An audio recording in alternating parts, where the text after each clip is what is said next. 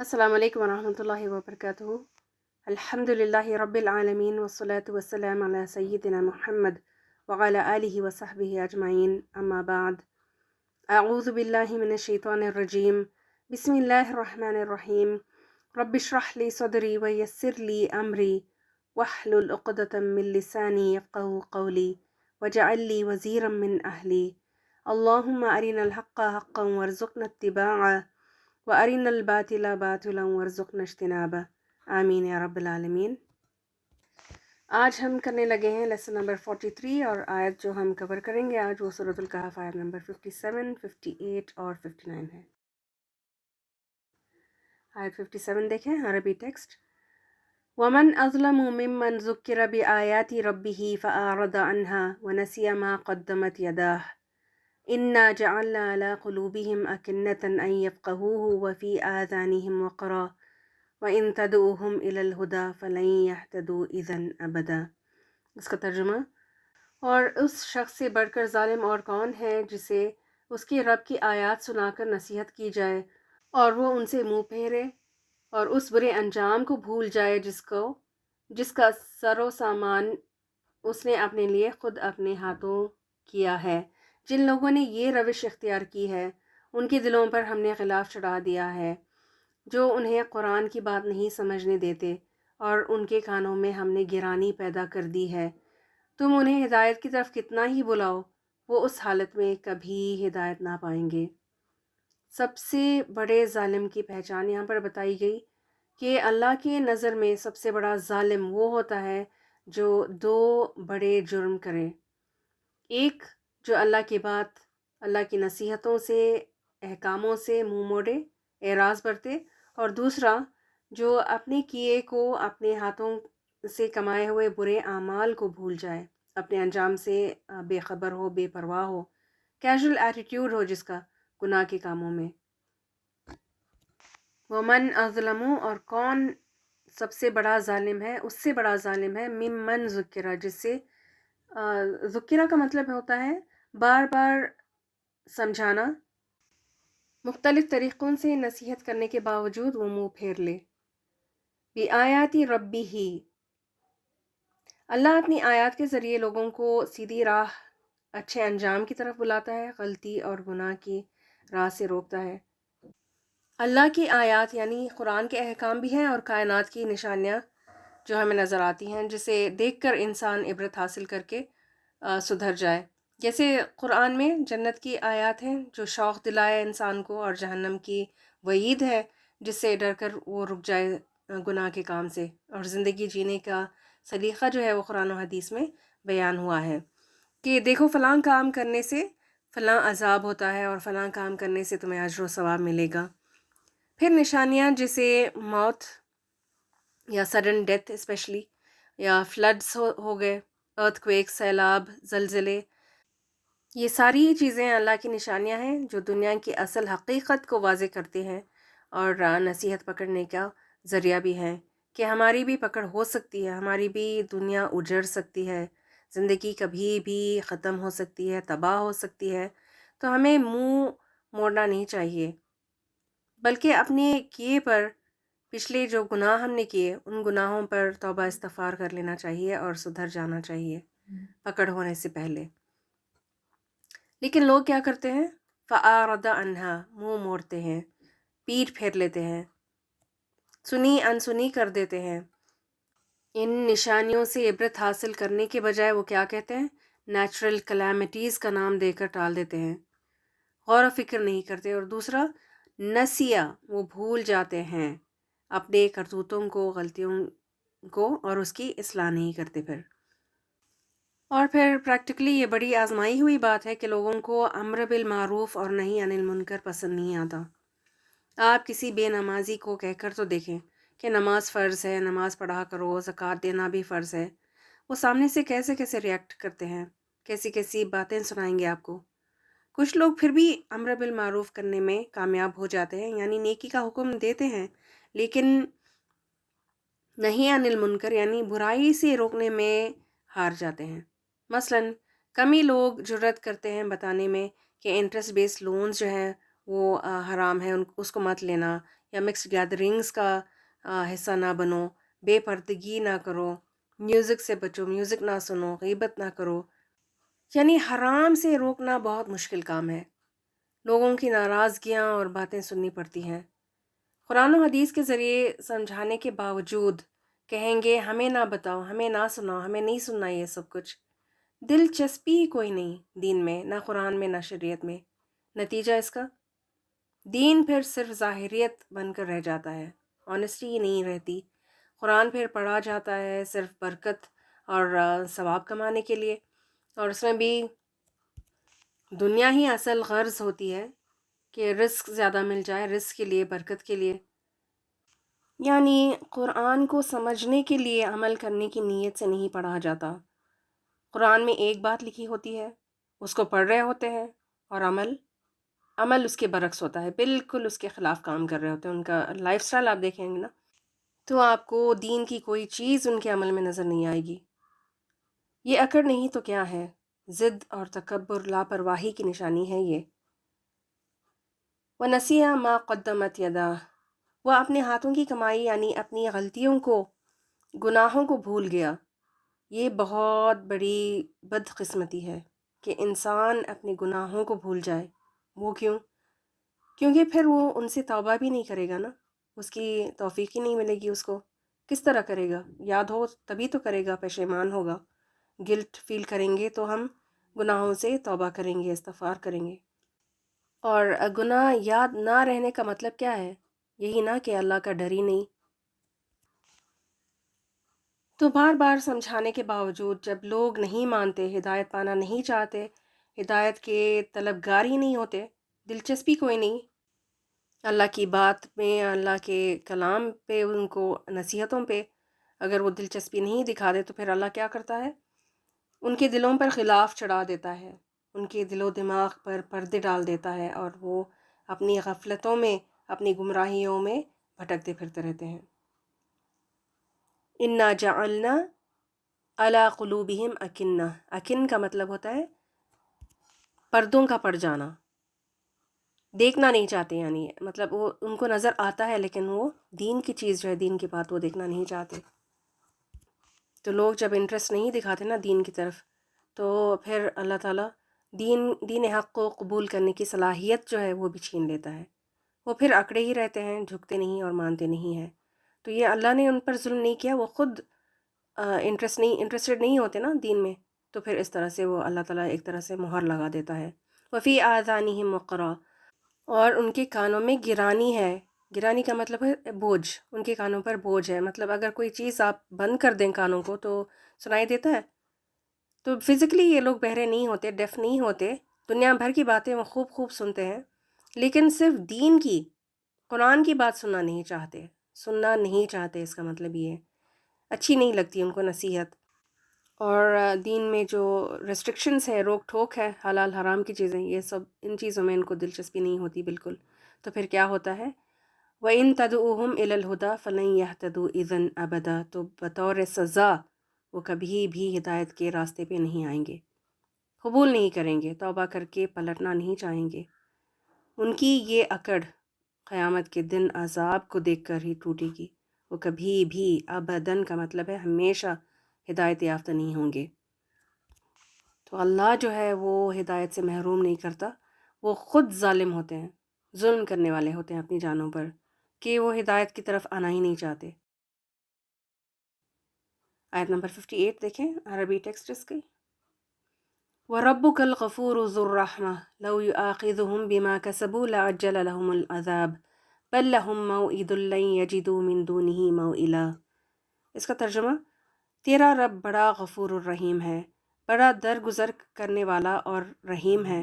وہ ان کے کرتوتوں پر انہیں پکڑنا چاہتا تو جلدی ہی عذاب بھیج دیتا، مگر ان کے لیے وعدے کا ایک وقت مقرر ہے، اور اس سے بچ کر بھاگ نکلنے کی یہ کوئی راہ نہ پائیں گے. وَرَبُّک، اور تیرا رب. یہاں پر دیکھیں کس طرح سے اللہ تعالیٰ خطاب کرتا ہے، ایڈریس کرتا ہے اپنے بندوں کو، ایک اسپیشل کنیکشن کے ساتھ، پرسنل ٹچ کے ساتھ. ایک اپناپن ہے نا اس لفظ میں. یہ ڈائریکٹ 1 on 1 خطاب ہے، کوئی میڈیٹر نہیں ہے، کوئی بیچ میں ٹرانسلیٹر نہیں. اور یہ کس کو خطاب کیا جا رہا ہے؟ ہر کوئی جو اس آیت کو پڑھے اس کو خطاب کر کے فرمایا تیرا رب بڑا غفور ہے، بڑا رحیم ہے، رحمت والا ہے۔ کس لحاظ سے؟ اللہ چاہتا ہے کہ لوگ سنبھل جائیں، اس کی بات مان لیں اور بچ جائیں دوزخ کی ایندھن سے۔ اللہ لوگوں کو عذاب نہیں دینا چاہتا، سزا نہیں دینا چاہتا، اسی لیے اس نے ہدایت کی ساری چیزیں میسر کر دیں۔ اور آج کل کے دور میں تو بہت ہی ایزیلی اویلیبل ہے قرآن کا پڑھنا اور پڑھانا۔ کیا انٹرنیٹ پہ نہیں ہے اویلیبل؟ لائبریریز نہیں ہے؟ ویب سائٹس پر بھی آپ کو مصحف وغیرہ اور اس کے تفسیریں وغیرہ سب مل جائیں گی، یوٹیوب ہے، ایپس بھی موجود ہیں۔ تو کیا مشکل ہے قرآن کو پڑھنا اور سمجھنا؟ اتنی آسانیوں کے بعد پھر بھی اگر کوئی روح گردانی کرے، قرآن کے لیے وقت نہ نکالے، عمل کرنا بھی نہ چاہے، تو پھر حجت پوری ہو گئی۔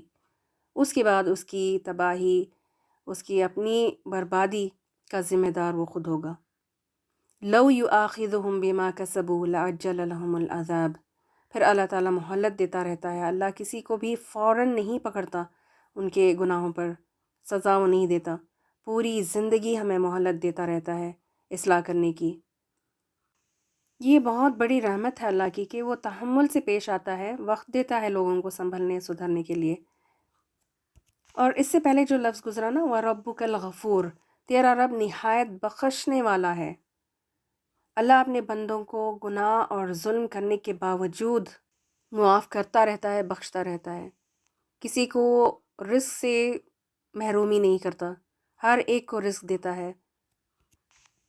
اور یاد تو کریں کہ ایسے کتنے گناہ ہیں جو ہم کر کے بھول جاتے ہیں، اور کئی گناہ ہم یوں کرتے ہیں جیسے وہ گناہ ہی نہیں، گناہ نہیں سمجھتے ان کو۔ کیا جھوٹ یہ سوچے سمجھے نہیں بولے جا رہے؟ غیبتیں لوگوں کی، کبھی فون پہ، کبھی مل بیٹھ کے، اور یہی تو سب سے زیادہ پسندیدہ شغل ہوتا ہے، انٹرٹینمنٹ ہوتا ہے لوگوں کا۔ احساس ہی نہیں ہوتا کہ وہ گناہ کے کام کر رہے ہیں۔ لیکن کیا اللہ فوراً پکڑتا ہے، عذاب بھیج دیتا ہے فوراً؟ نہیں، وہ مہلت دیتا رہتا ہے، بخشتا رہتا ہے،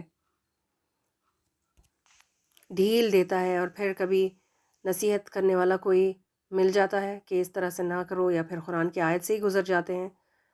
لیکن کئی گناہ ایسے ہوتے ہیں جن کے لیے توبہ استغفار کرنا لازم ہے۔ جو مومن بندہ توبہ کر لے اور اپنی اصلاح کر لے، اسی کے لیے اللہ بھی غفور الرحیم ہے، ہر ایک کے لیے نہیں۔ تو جو لوگ یہ سمجھیں کہ ہم کچھ بھی کریں، اپنے گناہوں پر اصرار کرتے رہیں، اور یہ سمجھ لیں کہ اللہ بخش دے گا، پکڑے گا نہیں، تو یہ بڑی بھول میں ہے۔ اللہ ڈھیل دیتا ہے زندگی بھر، کیونکہ یہ دنیاوی زندگی ایک ٹیسٹ ہے، اور ہم سب جانتے ہیں کہ ٹیسٹ یا ایگزام کے دوران ٹیسٹ دینے والے کو پوری کھلی چھوٹ دی جاتی ہے کہ وہ جو چاہے سو کرے۔ لیکن اللہ ڈھیل کیوں دیتا ہے؟ سزا جلدی کیوں نہیں دیتا، فوراً کیوں نہیں پکڑتا؟ بل لہم موعد، کیونکہ ان کے لیے ایک مقرر وقت ہے، وعدے کا ایک وقت ہے۔ یہ کون سا وقت ہے؟ قیامت کا دن کا۔ لن یجدوا من دونہ موئلا، وہ ہرگز نہ پائیں گے اس کے سوا، یعنی اللہ کے سوا، کوئی پناہ کی جگہ۔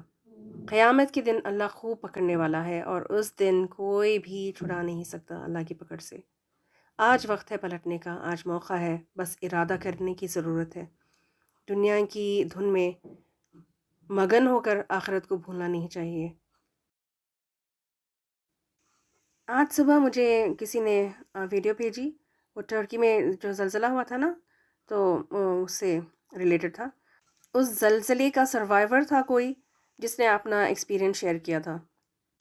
وہ اعتراف کر رہا تھا کہ وہ زلزلہ اللہ کی طرف سے ایک ویک اپ کال تھا اس کے لیے، اور اس کے ہاتھوں کی کمائی کی وجہ سے، یعنی اس کی گناہ جو تھے، تو اللہ نے اس پر عذاب بھیجا تھا۔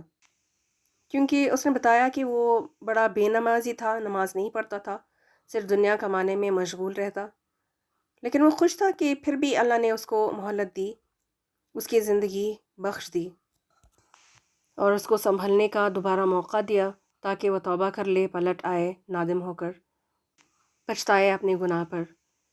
وہ کہہ رہا تھا کہ چند ہی لمحوں میں، کچھ ہی سیکنڈز میں اس کی ساری زندگی کی کمائی مٹی میں مل گئی، جس کے پیچھے وہ اپنی زندگی، اپنا ٹائم، اپنا وقت، اپنی محنتیں، سارا کچھ اس نے لگا دیا تھا نا، تو سارا کچھ مٹی میں مل گیا، اور آخرت کے لیے اس نے وقت نہیں نکالا، کوئی نماز نہیں پڑھتا تھا، نہ قرآن پڑھتا تھا، تو وہ وقت تو ایک طرح سے ضائع ہی ہوا نا، اس وقت میں کچھ نہیں اس نے آخرت کے لیے آگے بھیجا۔ اس کو افسوس تھا کہ اس نے اپنا وقت پورا اس میں برباد کیا، جس دنیا کے لیے اس نے سارا کچھ اکٹھا کیا وہ تو نہ رہی، وہ تو مٹی میں مل گئی، نہ دنیا کا رہا نہ آخرت کا۔ لیکن یہ اس کی بڑی خوش نصیبی تھی کہ اس کی آنکھ کھل گئی، جبکہ اس کی زندگی باقی تھی۔ لیکن جن کی آنکھیں اس دن کھلیں گی جب اللہ پکڑنے پہ آ جائے، تو وہ بچ کر فرار نہیں ہو سکیں گے، جیسے پچھلی قوموں کے ساتھ ہوا۔ اور یہی بات ہے آیت نمبر 59 میں، وَتِلْكَ الْقُرَىٰ أَهْلَكْنَاهُمْ لَمَّا ظَلَمُوا وَجَعَلْنَا لِمَهْلِكِهِمْ مَوْعِدًا۔ فرمایا یہ عذاب رسیدہ بستیاں تمہارے سامنے موجود ہیں، انہوں نے جب ظلم کیا تو ہم نے انہیں ہلاک کر دیا، اور ان میں سے ہر ایک کی ہلاکت کے لیے ہم نے وقت مقرر کر رکھا تھا۔ یہاں قرآ سے مراد وہ تمام بستیاں ہیں پچھلے انبیاء علیہ السلام کے، جن کا تذکرہ قرآن میں بھی آیا ہے، جیسے قوم نوح اور عاد اور سمود، قوم شعیب، لوط وغیرہ۔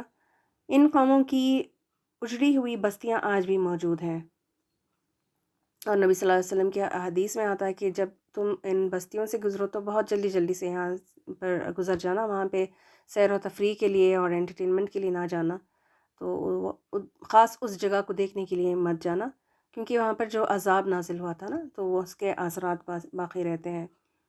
اہلکناہم، ہلاک کیا ہم نے ان بستیوں کو۔ کس نے ہلاک کیا؟ اللہ نے۔ اور کیوں کیا؟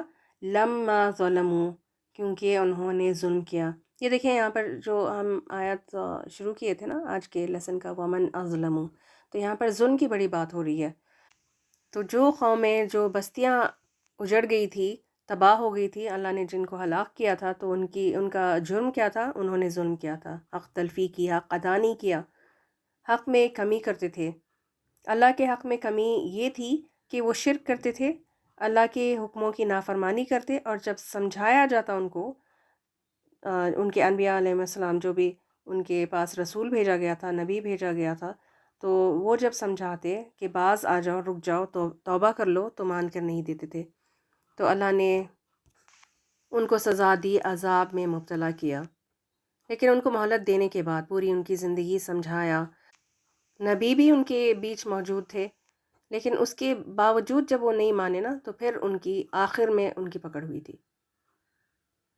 صرف اللہ کی نہیں، وہ لوگوں کے حق میں بھی کمی کرتے تھے، ناانصافی کرتے تھے، ظلم و ستم کرتے، چوری ڈکیتی کرتے تھے۔ قوم لوط جو ہے، ان کا یہ کام تھا کہ بہت زیادہ فساد کرتے، اور لوٹ مار، جھگڑے، خون خرابہ بہت کرتے تھے وہ لوگ۔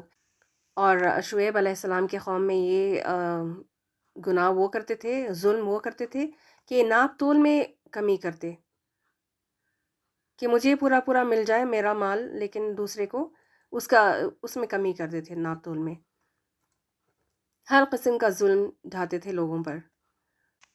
تو یہ دو قسم کے ظلم ہوئے نا، ایک تو یہ کہ اللہ کے حق میں ظلم کرنا، پھر بندوں کے حق میں، اور کچھ لوگ تو خود اپنی جانوں پر بھی ظلم کرتے ہیں۔ وہ کیسے؟ گناہ کی سزا کس کو ملتی ہے؟ خود گناہ کرنے والے کو نا۔ تو انہوں نے خود چوز کیا گناہ کا راستہ، جس کا ڈیسٹینیشن ہی جہنم ہو، تو قصور کس کا ہوا؟ اپنی جان کو خود ہلاکت کی طرف لے گئے، اس طرح خود پر بھی انہوں نے ظلم کیا۔ وَجَعَلْنَا لِمَهْلِكِهِمْ مَوْعِدًا، بدلے میں اللہ نے ان کی ہلاکت کے لیے وقت مقرر کر دیا۔ ان قوموں کو اللہ نے مہلت دی، ایک مدت تک ڈھیل دی کہ کرو جو کرنا چاہو، پلٹنے والے کے لیے میں غفور الرحیم ہوں، لیکن اڑے رہنے والے کے لیے بالآخر عذاب ہے۔ اس میں سب سے بڑا سبق جو ہمیں ملا، جو پتہ چلا، وہ یہ کہ ہمیں ظلم نہیں کرنا، ظلم کرنا نہیں چاہیے، بچنا چاہیے ظلم سے۔ تو وہ ظلم کا مطلب کیا ہوا پھر؟ اگر اس کو نہیں سمجھیں گے نا میں اور آپ، تو ظلم سے نہیں بچ پائیں گے۔ ظلم کا مطلب ہوتا ہے کسی کے حق کو مارنا، کسی کو اس کے اصل حیثیت اور اس کے مقام سے ہٹا دینا، لحاظ نہ کرنا، بے عزت کرنا۔ اور عموماً ظلم کس پر ہوتا ہے؟ کمزور پر یا پھر بے گناہ پر، مظلوم جو ہوتا ہے مجبور، اس پر ظلم ہوتا ہے۔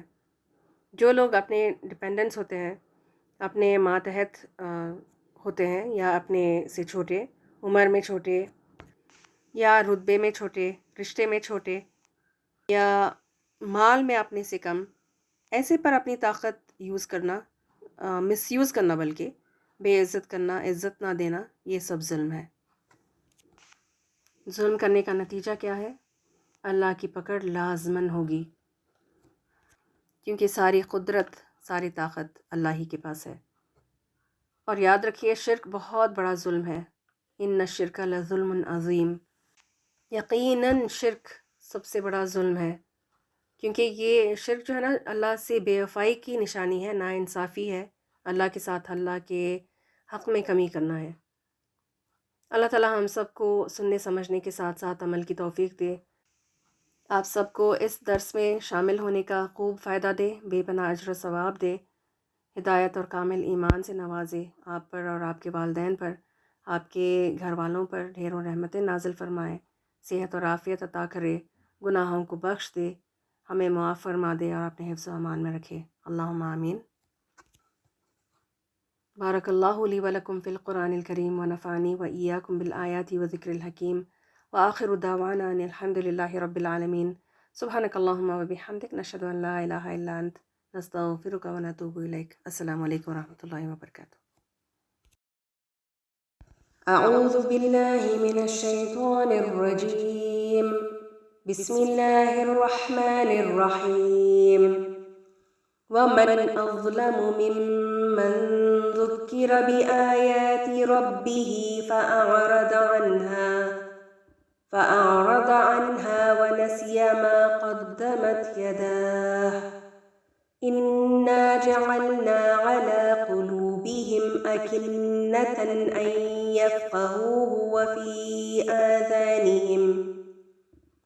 وفي آذانهم وقرا وإن تدعوهم إلى الهدى فلن يهتدوا إذا أبدا وربك الغفور ذو الرحمة لو يؤاخذهم بما كسبوا لعجل لهم العذاب بل لهم موعد لن يجدوا من دونه موئلا